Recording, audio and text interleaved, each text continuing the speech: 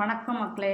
இன்னைக்கு என்ன கதைன்னா 63 நாயன்மார்களில் மூன்றாவதாக இளையான்குடி நாயனாரை பற்றி தாங்க.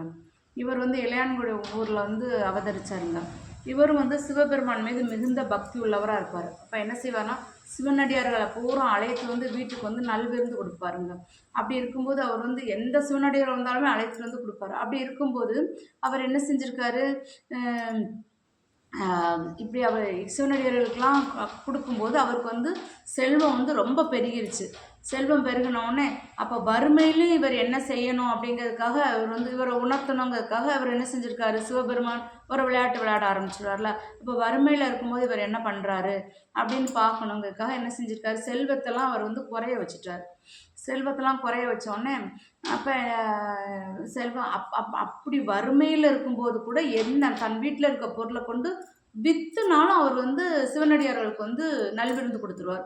அப்படி கொடுத்துக்கிட்டு இருக்கும்போது என்ன செஞ்சுருக்காரு, ஒரு நாள் என்ன செஞ்சுருக்காரு, நல்ல மழை, பயங்கர மழை பெஞ்சிக்கிட்டு இருக்கும்போது சிவனடியார் என்ன செஞ்சுருக்காரு, சிவபெருமான் என்ன செஞ்சுருக்காரு, சிவனடியார் வேஷம் போட்டு வீட்டுக்கு வந்திருக்கார். அந்த இளையான்குடி மாறனார் வீட்டுக்கு வந்திருக்காரு.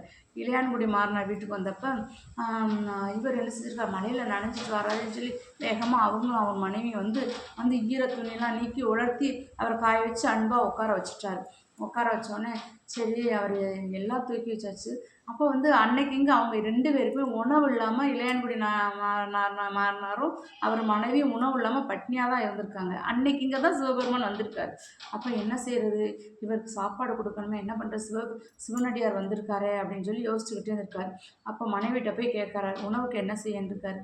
உணவுக்கு கடன் கேட்கக்கூடிய நேரமும் கிடையாது, இனி யாரும் கேட்டால் நமக்கு தரக்கூடிய மக்களும் கிடையாது. அதனால் நம்ம இன்னைக்கு காலையில் போய் வீட்டில் போய் வயலில் போய் விதை நெல் விதைச்சோம்னா அந்த முளை நெல்லை வேணால் நீங்கள் எடுத்துகிட்டு வாங்க. எடுத்துகிட்டு வந்தீங்கன்னா அதை வறுத்து நம்ம அரிசியாக்கி அடியாருக்கு உணவு கொடுத்துடலாம் அப்படின்னு நினச்சிருக்காரு. ஆனால் அவர் என்ன செஞ்சுருக்காரு, அந்த இருட்டில் வந்த வதைக்கே போகும்னு சொல்லி இந்த இருட்டில் அப்படியே போயிருக்கார். போய் அந்த விதை நெல்லை ஃபுல்லாக கூடையில் வாரி கொண்டு வந்துட்டார். கூடையில் வாரி கொண்டு வந்தோடனே அந்த மனைவி வாசல்லே நின்று காத்துக்கிட்டு இருந்திருக்கா.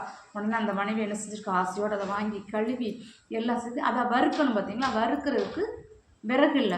இப்போ விறகுக்கு என்ன செய்யணும்னா, தான் வீட்டில் உள்ள கூரையில் உள்ள வேம்பு இருக்குங்களா, அதை உருவி அரிசியாக்க வச்சாச்சு. அரிசியாக்கிக்கிட்டு இருக்கும்போது வறுத்து அரிசியாக்கும்போது உணவுக்கு என்ன செய்கிறது, தொட்டுக்கிற கறிக்கு என்ன பண்ணுறது, காய்கறிக்கணுன்னே நம்ம கீரையெல்லாம் அந்த வயலில் கீரை முளைச்சிருக்குங்களா, அந்த கீரையெல்லாம் எடுத்துகிட்டு வாங்க, நம்ம அதை கூட்டு வச்சுருவோன்னு சொல்லி அவங்களும் மனைவி என்ன செஞ்சுருக்காங்க, வேகமாக போய் வயலில் போய் அந்த முளைக்கீரைகள்லாம் இருக்குன்னா அந்த கீரையெல்லாம் கழுவி பல விதமாக கறி போட்டு பல விதமாக கறியை வச்சு என்ன செஞ்சுருக்கா, கூட்டு சாம்பார் அப்படின்னு சொல்லி அந்த அம்மா வச்சு எல்லாம் ரெடி பண்ணிட்டாங்க. அவங்களுக்கு சந்தோஷமாக இருக்குது, அந்த சிவனடியாருக்கு நம்ம சாப்பாடெல்லாம் நம்ம கொடுத்துட்டோமே அப்படின்னு சொல்லி அவருக்கு மனசுக்கு எதமாக இருக்குது. உடனே என்ன செஞ்சுருக்காரு, அவர் என்ன செஞ்சுருக்கார், சிவனடியார் தூங்குற மாதிரி நடிச்சிருக்கார்.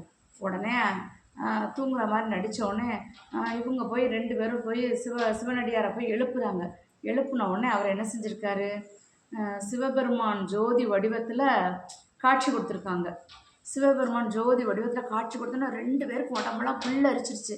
என்ன செய்கிறது அப்படின்னு சொல்லி ஏழவர் குழலியோடு சிவபெருமான் காட்சி கொடுத்துட்டு, அன்பானவனே, அன்பருக்குரியவனே அப்படின்னு சொல்லி சிவபெருமான் என்ன செஞ்சு, அன்பானவர்களுக்கு அமுது செய்து கொடுத்து வந்த அன்பனே அப்படின்னு சொல்லி அவரை வாழ்த்தி வணங்கி, நீயும் உன் மனைவியும் என் கூட சிவலோகம் வந்துரு, அங்கே சிவலோகம் இது சிவலோகம் என்ன பண்ணணும், சங்கநிதி பதுமதி உடைய குபேரன் உங்களின் கட்டளைப்படி